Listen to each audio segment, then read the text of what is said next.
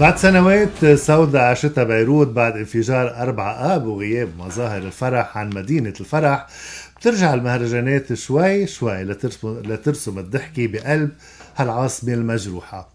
ومن هالمهرجانات مهرجان الزمن الجميل يلي بيرجع بعد توقف قصري وليرسم ضحكة حلوة بقلب عاصمة الحب والجمال من خلال تكريم مبدعين وكبار من بلادي بقيادة الدكتور هراتش ساربازاريان. شخصيات وأسماء حبيناها واشتقنا لها ورح نرجع نشوفها مكرمة من قبل مهرجان أخذ مطرح الدولة بهالمهمة المهمة. دكتور هراتش، أهلا وسهلا فيك بصوت لبنان. أهلا فيك أندري، شو نورتنا. أخبارك؟ ميرسي، كلك ذوق. مهرجان يقوم بمهمة الدولة بتكريم كبار من لبنان. إذا بتبلش من هالنقطة بالتحديد، قديش شو بتحس؟ قديه بتخاف؟ قديه لا مش خايفين، مرتاح لانك مسؤوليه قصدك؟ ايه، في مسؤوليه كبيره لان الناس تعودوا كل سنه يشوفوا ناس هن يحبون وكانوا قدوه لنا بالزمانات، فاختيار هو اصعب شيء. يعني نحن مش مثل غير مهرجانات، مع احترامي للكل، انه فينا نجيب نفس الممثلين كل سنه لان هن ماشيين على سيستم افضل ممثله افضل مطربه. انت ما بتعتمد على الاعمال، بتعتمد على مسيره. صح، مجمل اعمالهم. فكرمال هيك كل سنه لازم يكون في يعني 17 وجه جديد كل سنه، هيدي بده شغل لوحده. على حال بدي اقول للي عم يتابعونا فيكم ترافقونا بالصوت والصوره عبر VDL.me ومن خلال صفحاتنا على مواقع السوشيال ميديا Voice of Lebanon 100.5. كل سنه 17 وجه جديد، محبوب، معلم، وحافر بقلوب الناس، ومبدع، ومن جميع انواع الفن. صح. طيب هيدي لحالها بدها شغل سنة، وبدها شغل فريق عمل طويل عريض، بدها شغل دولة، في أشخاص عم بيقوموا فيه. من أمتى تبلشوا تحضروا لمهرجان يعني 17 شخصية، 17 اسم بالعالم العربي؟ اول شيء نحن بدنا نهني نفسنا فيك انه صرت معنا هالسنه وكنت قيمه مضافه عن جد لنا، وساعدتنا كمان باختيار الاسامي. نحن نتشكرك. هو اول شيء السر باختيار اللجنه، لازم يكون لجنه انت تكون مرتاح معهم، وبدي معارضه باللجنه مثل حضرتك مثلا. لا، هو تقول لك لما نجتمع كلنا سوا وكلنا عنا هدف واحد كل شيء بيكون هين. يعني نحن وصلنا لهالمرحلة بعد، انت بتعرف، بعد 3 اجتماعات بس. لما قبل كنا نعمل بالسنة شي 7-8 اجتماعات وهيك. يمكن التجربة كمان ساعتنا، يمكن كمان توقفنا سنتين. خلال هالسنتين كنا عم نفكر مين بدنا نكرم كمان. يمكن خلال هالسنتين اللي وقفتوا فيهم صار عندكم المروحة الأسامي أكبر. يعني أنت عندك سنتين مش مكرم حدا، يعني صح. الاختيار صار أوسع نوعا ما. مزبوط. وكمان تعرف صرنا نحس قيمة الفنانين أكتر لما خسرناهم بكورونا، مثل ياسر حباني وميشيل تابت. فبتحس انه لا، لازم نكرمهم هن بقيد الحياة. للأسف امبارح خسرنا صح سمير صبري كمان. هالخسارة وأنا كبيرة. أنا مبسوط انه نحن كرمناه مرتين، مرة كمقدم ومرة كممثل. خليني انطلق من لجنة الحكم، او مش لجنة الحكم، لجنة المهرجان. من شو بتتألف؟ مين الاشخاص؟ قديش على شو اتكلت لاخترتهم؟ يعني في ممثلين، في اعلاميين، صح من كل الفئات. اكيد تكون صريح معك. يعني أنا ما في أعظم شخص على اللجنة تيكون معي وأنا ما بعرفها أو ما بعرفه. هيدي ما رح أعملها لأن أنا بدي سنة تأقلم معه. يعني ما بعرف، شوي صعب علي مثلا تكون وحدة مثلا فنانة كبيرة معي باللجنة وأنا ما باخد راحتي بالحكي. لازم دايما انتبه شو بدي أقول، شو بدي أحكي تما تزعل. ما بعرف طبعها، يمكن تزعل من هالكلمة، يمكن تزعل إذا اقترحت إعلامية تانية. فهو الحساسيات ما بحبهم. فهو ضروري أول شيء يكون أنا بعلاقة جيدة معهم، هاي أولا. ثانيا لازم يكونوا عن جد تركوا بصمة أو بعضهم عم يتركوا بصمة بالمجتمع بمختلف فئات. هاي أهم شيء. وبعدين كمان بهمني إنه ما يكون في مثل ما بيقولوا subjectivity، يعني لا أنا ما بحبها ما بدي إياها، هاي ما عنا إياها.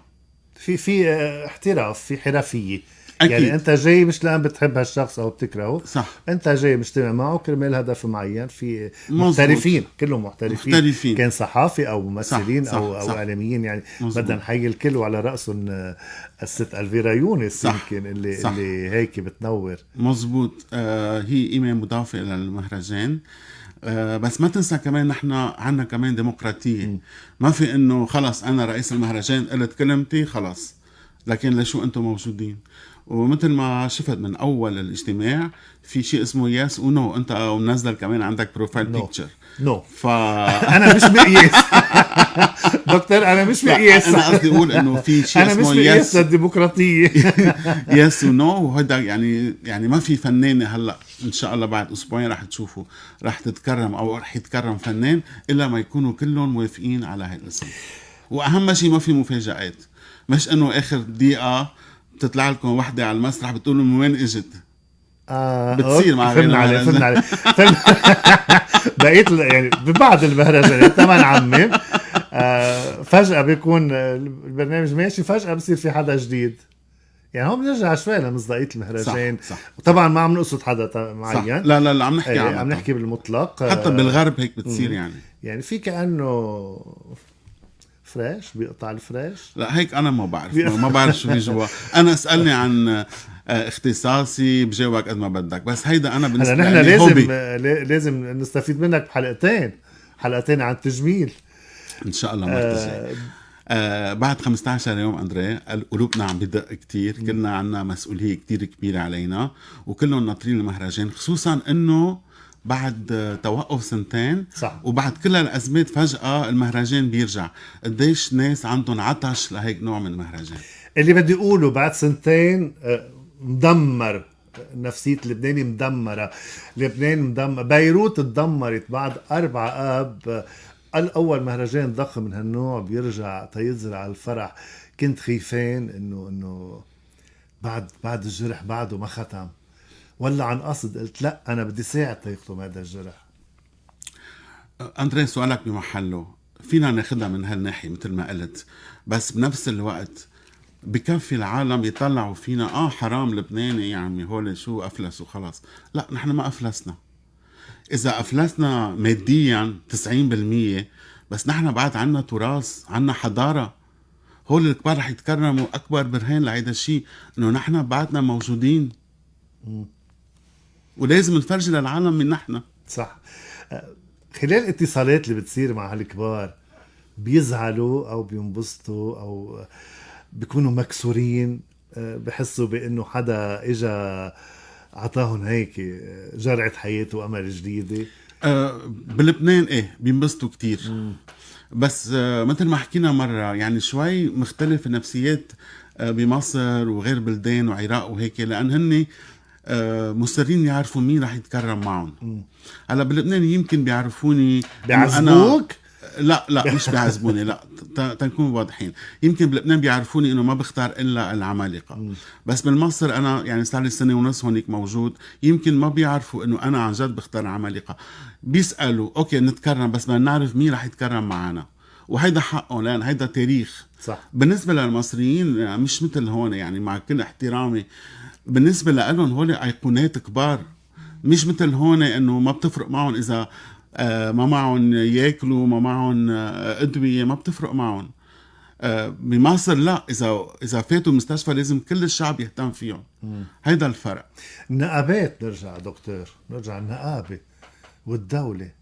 بمصر في نقابه وراهم. صح. في دولة وراهم، في حدا بيحكمهم. مزبوط. بلبنان مبادرات فردية بنركض عليهم. طب انتو دوركم شو بالاعلام؟ مش لازم كمان بلا ما نحن عم ندور على الموضوع. نقابات وهيك. دايما بنحكي. يعني انا النقابات رح يصير عنده مشكله معي قد ما دايما برجع بقرص والله.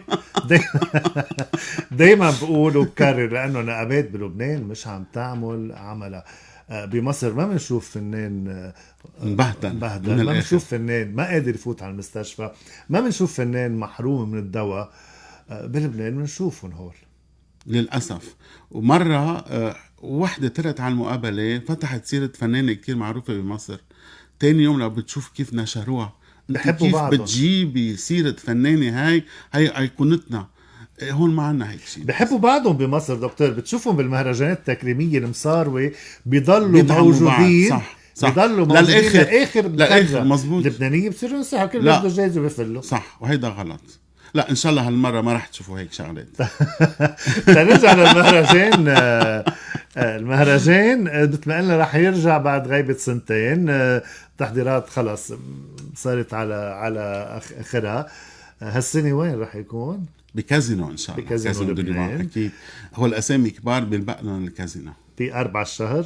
4 شهر. ب4 شهر جاي بكازينو لبنان. رح ننقل اعلاميا من LBC هالسنه. LBC في اسماء كبيره من مصر ومن لبنان ومن غير مصر. سوريا وعراق. مثل مين؟ كان سؤالي شو سئيل. هلا انت بتعرف. انا ما بعرف اليوم. انا اليوم ما بعرف شيء، عم بسأل. انا اليوم عم بسأل ما بعرف شيء.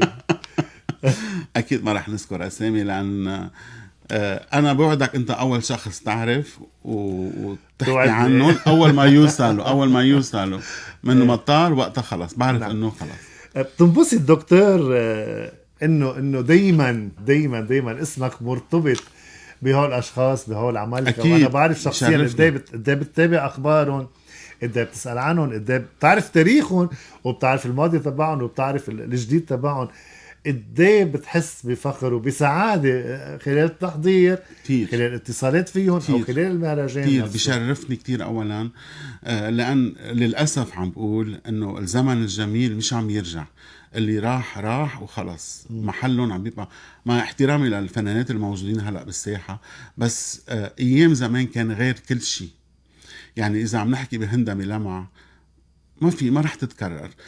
بالنسبة لسؤالك، ايه انا معك. يعني انا بحس انه انا كون اسم من حياتهم هذا بكفيني. لما اكون بالمستشفى بيدقوا لي كطبيب شو بدي اعمل وهيك وبوصل لعندهم وهيك، هيدا بالنسبة لي كأنه انا يعني وصلت لهدفي، اللي هو انه مش بس نكرمها على المسرح ونعمل شو اوف يا عالم شوفوا زقفوا لي. لا، ما عندي هيك حركات. انا عم كرمها لان فيني بعدين اعملها انشورنس وما بحكي عنهم.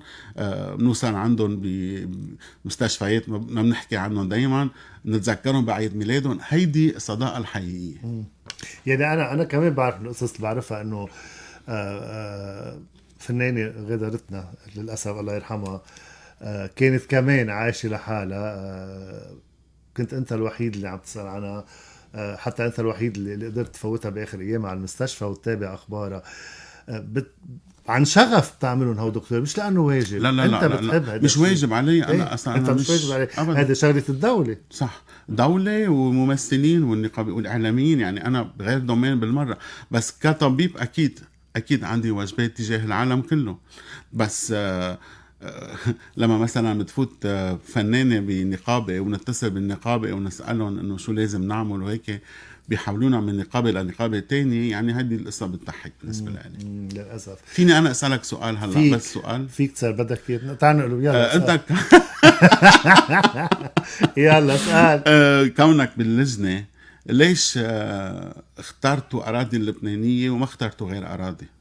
تنسي نقوم المهرجان عليها لأنه لبنان لازم وكتير مهم يرجع مهرجان هالقد ضخم يكون فاتحة المهرجانات بلبنان لهالصيفية.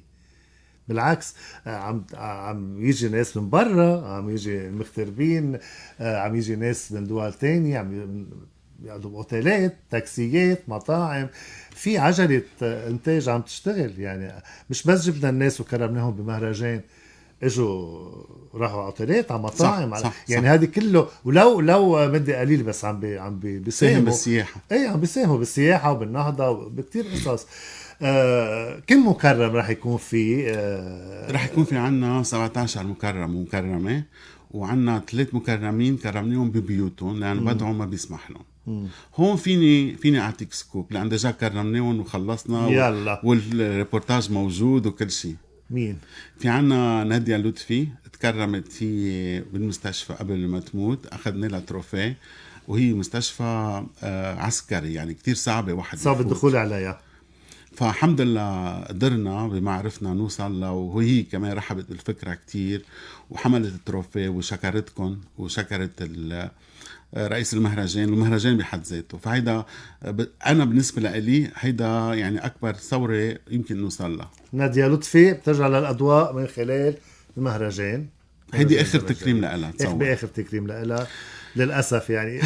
يعني حلو مش حلو، حلو مش حلو، ايه صح. إنه للأسف حلو مش يعني. حلو يعني انبسطت بآخر أيام حياتها على كل الأحوال، صح. فرحت بشي صح.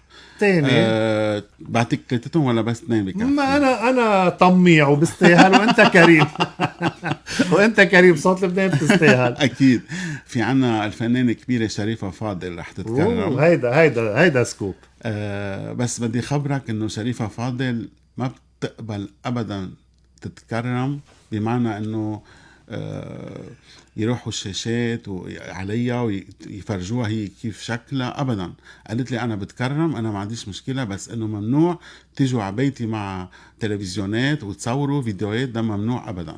وسالناها شو السبب، قالت لي انا بدي ابقى الوجه الجميل، هي لسه حلوه باي ذا واي، بس انا دائما بدي ضلني بالصوره باذهانهم صوره اللي انا طبعتها من زمانات، وهيدي حقها وهيدي حق.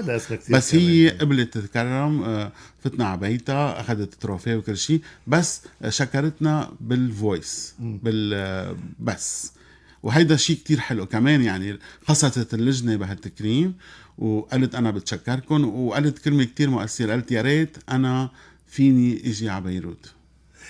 ناس هود الكبار دكتور اللي نحن بنحبهم واغانيهم بعدها ما تروحش تبيع المية بحارة السقايين، حبيبي نجار، هالاغاني اللي بعدنا حافظين لما راح الصبر منه. ما ضل في مطرب ومطربة بالعالم العربي ما غنون. هول المطربين بحسب نظرتك وشغلك بهذا الاطار، انت مع انه ضل خلص ما بقى نشوفهم، نحن بنعرفهم حلوين وخلاص، ولا انه لا ما لا اذا طلوا شي مره على الاعلام؟ في كمان بهالموضوع في نظر مزبوط. هلا اول شيء انا بدي اقول لك انه ناس كتير بيحبوا يجوا على المهرجان تيشوفوا الفنانه كيف صارت بعد كل هالغياب، تنقول 20 سنه غياب او 10 سنين غياب، تشوفوا كيف صار شكلها. هاي اولا. بس اذا ما ناخذها من تاني ميلي، انا معهم، بس بنفس الوقت مثلا شوف حسين فهمي عمره صار 80 سنة وبعده وسيم مثل أيام زمان، بس في ناس بيكبروا قبل بوقت يمكن ما معهم يعملوا تجميل يزبطوا وضعهم. فمثلا الفنانة شويكارة أنا حكيتها من شي 3 سنين، كنا حابين نكرمها، قالت لي لا أنا مش قادرة استقبل حد أبدا أبدا أبدا. هلأ ما بنعرف شو ظروف شخص، أحيانا نحن نحكم مع العالم انه ليش قالت لا، ايه بس ما بنعرف ظروفها. فانا بحترمهم كلهم. المهم في نية صافية. عم احكي عن شريفة مثلا، هي شكرت ويا ريت بيجي عندكم بتكرم عندكم بس مش قادرة، هيدا انا بالنسبة لنا يعني شرف كبير وبكفينا. بس بنفس الوقت كمان مش حلو نشوف وجوه حبيناه كتير وزقفنا لها كتير وفجأة شوف اخذت يا ريت. ايه بس انا ما حبيت صباح اخر ايامها مثلا.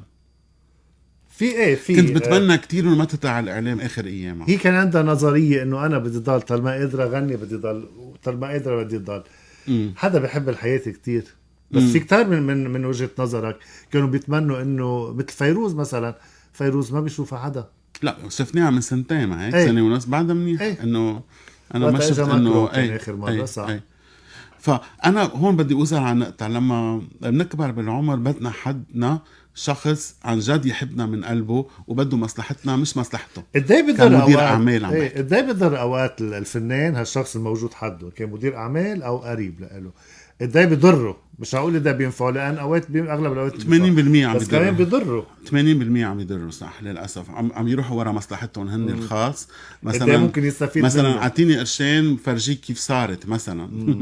فللاسف و20% منهم عن جد صادقين وبحبوا مصلحه الشخص اللي هن عندهم مسؤوليه عليه. انا بعرف ابن فنان ما راح اقوله، كان ياخد ابنه حدا عملاق بالوطن العربي، فنان عملاق بالوطن العربي توفى هلا مؤخرا، كان ياخده على قهاوي شعبيه يغني شويه اغاني او قدود او مواويل، وهو باخر هو كتير تعبان او كانوا يطلعوا ببرامج وهو مش قادر يمشي بس كرمال البدل المادي طبعا، مش كرمال شيء تاني. يمكن مضطرين يعني، في ناس كمان يعني بس هذا إرث كبير دكتور. هذا إرث منه ملك شخص. صح. فيروز منا ملك ريما، صباح منا ملك بنتها، أنا معك. صباح فخري منه ملك ابنه. صح. يعني هون مش إرث كبير هول. هو هلا هون بيختلف بشغله ليك. نحن اذا عم نحكي عن صباح فخري مثلا، عم بعطيك اذا شفناه ونحن كررنا من 5 سنين كمان كان يعني شكله كتير تعبان وهيك، بس ما بيأثر كتير لأنه هو بالنهاية شاب، ويعني شاب بمعنى أنه هو رجل بالنهاية. ما كان هالشياكة مثل صباح تعودنا عليها بأشكال. مين إجا شيك مثل صباح؟ مين خلفها بالشياكة؟ أنت بالذوق. سؤالك حلو. سؤالك حلو. أنا فيني أعطيك اسمين. فيني أعطيك جاكلين، الفنانة جاكلين مونرو، ومادونا. مادونا ما بيجي مثلها من بعد جاكلين من حيية بتسمعنا على طول. جاكلين من حي مادونا، وجاكلين حيين أكيد. من بعد مادونا أنا ما شفت شخص بشياكتها فعلا. في نوال الزغبي أكيد بس عم تحكي عن استعراض. عن استعراض. نوال الزغبي فنانة وهيك، بس إنه مش استعراضية يعني، ما بتعمل استعراض عن المسرح. على سيرة الاستعراض رح نشوف قصص استعراضية حلوة. ما بدي تعطيني تفاصيل، بس رح نشوف قصص استعراضية. رح نشوف تابلو، رح نسمع أغاني كنا نحبها كتير وعبالنا نرجع نسمعها. رح نشوف فنانين لبنانيين عبالنا غابوا كليا وعبالنا نرجع نشوفهم. رح نشوفهم. ما رح تعطيني أسامي يعني؟ بدك كرون. بس هون بدي أذكر شغلة أندري، الزمن الجميل مش معناتها إنه ختيارية. لا، في ناس عم يفكروا إنه أنت صنفتنا بالزمن الجميل ونحن بعدنا بالستينات وسبعينات ممكن نعطي.